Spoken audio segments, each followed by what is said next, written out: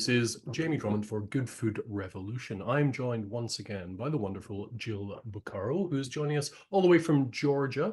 Jill, an integrative health practitioner from Wellness Riot, originally based in California, but currently in Georgia. And today we're doing a little Valentine's themed episode regarding aphrodisiacs, their use throughout the ages, and is it possible to actually support libido through diet? So Jill, tell us a little bit about the history of aphrodisiacs, which actually goes back quite far, I believe. It does. So I read something where the history of aphrodisiacs began with the history of mankind and is a part of every culture. Yep. So aphrodisiac being like, a food, a drink, a drug, anything that stimulates, libido, Oh, which would include, sexual desire, attraction, pleasure, behavior. So apparently we've been interested in that, since the history of okay. humans on the planet. And so, every culture seems to have had, their herb, their plant, their animal, what they thought would enhance. And what's interesting is that, between then and now is that now from, we kind of look at it from a pharmacological, Yep. perspective. So we're kind of focused on fixing what is deficient, like what's broken and how can we fix it. Whereas like throughout history, they were really using those plants and herbs and animals to support other areas of health Interesting. and to support or, ensure reproduction, as well as maybe enhance the experience. So, it was more of like a holistic and with that goal in mind of, reproduction, but also, enhancing health as a whole. And to counteract witches' spells. Oh, That's of the other course, thing. naturally. So, I mean, don't forget that. Which is different than how we look at a lot of things today, which is like, this is broken and very isolated too. Like we might want to fix like, erectile dysfunction, or we might want to fix our hormones, or we might, but it's not really ever looking at like a holistic view. Now, that's not just the case for, say, sexual health, libido, and the like, because big pharma has monetized that in so many fields of human health, right? Yeah, agreed, 100%. So this falls right in line with how we Yeah. treat everything else that, Yep. this day and age. Yeah, absolutely. So, how does one actually support libido with one's diet? So there's kind of three maybe big bubbles or umbrellas that kind of like feed into libido. And I would Mhm. say that's, heart health, which would include that, healthy circulation and blood flow. There's hormones, our actual hormones and balancing those. And then there's mood or, like our cognitive and emotional, mental state. So those are kind of the things that I think, from a holistic perspective, kind of play into, our overall libido. So we can go through the ones. I think what's interesting is we can go through the foods or the things that we've heard of that maybe are aphrodisiacs and see Yeah. if they actually do play a role. So one of them is strawberries, right? We're like always seeing, like they're very sensual and they pop up around Valentine's Day. Sure. Yeah. And so, but they really do have, compounds like antioxidants, capsaicin, which, can increase or improve blood flow and therefore like, bodily sensations. So, could contribute to their, reputation as an aphrodisiac. Sure. But the thing to keep in mind too is that, the placebo effect, in general has a 30% effective rate. Sure. So Yeah. if we had 30 people and we told them that strawberries were an aphrodisiac, a good 10 of them would feel that, regardless of, whether they were or not. So we have to kind of take all this with a grain of salt, but, inherent in strawberries is something that could play into it. Would it happen like in the moment, like I eat a strawberry and I, snap my fingers? Maybe not, but like overall it could, enhance some of those, again, those contributing factors that lead into it. The other one is oysters. Yeah. Of course. So, right, so they have omega-3s, which, again, lead to blood flow, heart health. They're high in zinc, which can positively impact testosterone levels. Right. So again, certain parts of oysters may feed into that. But are they that spur of the moment aphrodisiac? It's hard to say. And again, there's not a lot of uh, solid or big studies or research that would pin any of these as aphrodisiacs. But those constituents or those contributing factors might make an impact. Same thing with chocolate. Antioxidants have been shown to lower blood pressure, reduce the risk of clotting, blood circulation. So again, all of that heart health can play a role in making, plus chocolate is kind of sexy, but as far as like eating it and having that effect, who knows. Around this time of year, just leading up to Valentine's, having been writing now for 15 years, the number of things that arrive in my email box, absolutely ridiculous, with the most tenuous links to Valentine's, libido, and one of them recently being from the Turnip Marketing Board of North America or something like that, talking about turnips being the food of love, which I thought was taking it a little bit too far. But it's interesting how these things are marketed to us, for sure. Yeah. One of the things I know that that I wanted to know was alcohol, Yeah. because the consumption is linked to arousal, but it's also, can impede sexual performance. So it can get you in the mood, but not so good for, the stamina or, the sustainability of that, action. So I thought that was interesting, because it's like, oh, you definitely lose your inhibitions a little bit. You might be a little, more excited, but doesn't actually follow through. Well, interestingly enough, I was listening to a radio broadcast the other day, and they were talking about how alcohol is so entwined into the culture in the UK, to the point that it's really like an English disease, a British disease, in a way. And it was talking about the way that alcohol is so much part of student life in the UK's. When you go to university or you go to college, every single party that you go to, you go out every single night and have vast amounts of alcohol, which means many of your first sexual encounters are fueled by said alcohol. Right.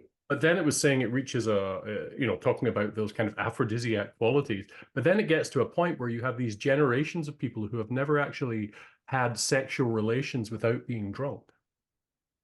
Ah, I'd never really thought of before. I didn't really think about that either, but you're right with the consumption on, Yeah. on it's same thing here. I mean, universities, like the one I went to, University of Wisconsin, was always rated in the top 5 or 10 for the biggest party schools in the Okay. country. Okay. Yeah, I mean, proud Badger here. But you're right, it's a very closely linked with that that lifestyle, or that time, that age. So what other things have been linked to having aphrodisiac qualities throughout history? Yeah. So there's a couple of like herbs and plants. So if you've All heard of right. maca, which has also been called like Peruvian ginseng, Oh, is yes, I linked have heard. to Yeah. fertility, energy, mood. So that's one that you can find like either isolated or like in some sort of like maybe supplementation. Ginseng in general can decrease oxidative stress, enhancing blood flow. Yep. Ashwagandha is a really kind of well known for like calming and like mood stability, but has also been shown to improve, sexual desire, pleasure, performance. Horny goatweed is Oh, that yeah, a I've heard great of that. name? Yep. Yeah, I'm like, that's perfect. But again, like because it's this herb, it's not just connected to libido, but also like cardiovascular health, liver support, fatigue. So a lot of these have more holistic impacts than just libido. And then things like saffron, nutmeg, date palm. I mean, you can Oh, really really? find Okay. a lot of studies connected to all sorts of like herbs and foods and things like that. So just interesting. And it depends culturally too. Like a plant might be native to Africa or native to China, and that's what they use because that's what they had. So I'm guessing you wouldn't recommend any of those bottles that they sell at gas stations of weird concoctions with very, very dodgy looking labeling. A Um, little dodgy, yeah. I wonder what the side effects are there. I exactly. wonder what's, going on. I mean, and the truth is, like when I was talking about, heart health and blood flow, and mood and our hormones. I mean, there's things that we can do to support all of that, that would lead to, increased libido or, that feeling of being in the mood. And a lot of it is like, increased sleep and lowering stress. So stress has been shown to really tank libido, especially in women, but can be both men and women because you only have so many resources to use in a day. So if you're tired, if you're stressed, your cortisol, all of your resources, your raw materials are going to other things, the work and kids and, schedules and things like that. So you really just don't have anything left in the tank to, seem interested in any, sexual encounters. So, working on our sleep, working on our stress management, moving your body, heart health is sexual health because that same system that's creating blood flow, to your heart is also creating it to your organs that are involved in libido and sexual encounters. So I think, you had mentioned before, we talked about that ED being that kind of canary in the coal mine, right? So it's like we're treating that, sometimes without making that connection to heart health. And I think our atherosclerosis, right, is one of the top contributing factors, or associated with ED because it's that clogging of the arteries, right? And what was the other? I had a really interesting stat. Oh, so ED occurs in 50% of men with diabetes compared to only about 18% of men overall. So if you have diabetes, right, then that is a connection to an increased chance of experiencing ED. So it's these other chronic conditions and these other diet and lifestyle changes that really can lead to those kind of issues as well. It's not just diabetes, it's not just our liver, it's our pancreas, it's not just our heart. It's really like a holistic, challenge, I would say. Now, you probably don't get bombarded with quite as much spam email for erectile dysfunction cures as I do. But how does one know if one of those supplements is snake oil or is something that could actually help you with problems like that? Yeah, so you could, I mean, the first thing I think, is to, not that a supplement could or couldn't help, but it's really to kind of look at, what kind of lifestyle, diet and lifestyle changes can you make to improve, right? So, those kinds of things. And there is research and study behind things that help heart health are things, like healthy fats, right? Antioxidants. There's different, so you can, with any supplement, you want to buy it from a verified or a legit source. So whether that's like a market that has somebody, in their vitamin aisle that knows what they're talking about. And then also from, just if you're looking at the bottle, it should be, I mean, I say clean, but it really should be, the ingredients that you can pronounce or that you know of, and really nothing else. And then just from a supplement point of view, did the company do any third-party testing, on their product to make sure it's free of toxins and chemicals and, anything like that. So that's a general, I would say, rules to follow. But also you can call, I used to work for a supplement company and we had people call the time and ask us about our products, and we had tested our products. We did, like case studies, we did, before and after. So, give them a call and say, understand how the system works or how the product works. And even, you can do your research on individual ingredients. So you take a picture of the bottle of, what's in there and do some research on, what are the proven benefits of that herb or of that, root or plant. I'd be curious, in your years working within the field that you have, how many of your clients have approached you looking to improve their libido with nutrition? It usually comes combined with something else, but I mean, I would say, I work with busy moms, so most, so most, and and I also work with men too, and it usually is wrapped around another issue: stress, tiredness, exhaustion, fatigue. And then that tends to come with it. And sometimes we get to it because it's a priority, and sometimes, it's not. It's just like, oh, this is one other thing, that I'm dealing with. And a lot of times when we focus on, nutrition, lifestyle, stress management, those things, all improve holistically. But I would say it's a lot.